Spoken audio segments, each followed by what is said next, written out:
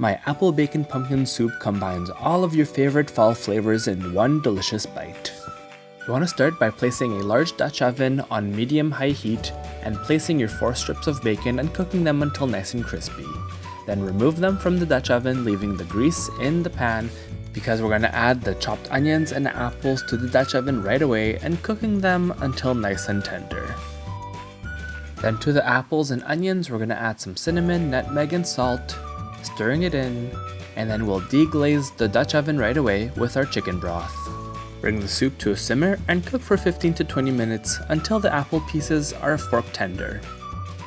At this point, you can turn the heat off and then add your pumpkin puree to the soup, stirring it in until well combined, and then using an immersion blender to transform the soup into a deliciously smooth texture.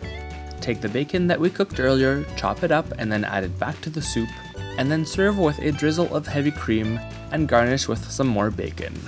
This soup combines all of your favorite fall flavors, so make sure to find the full recipe at FrenchKissCook.com.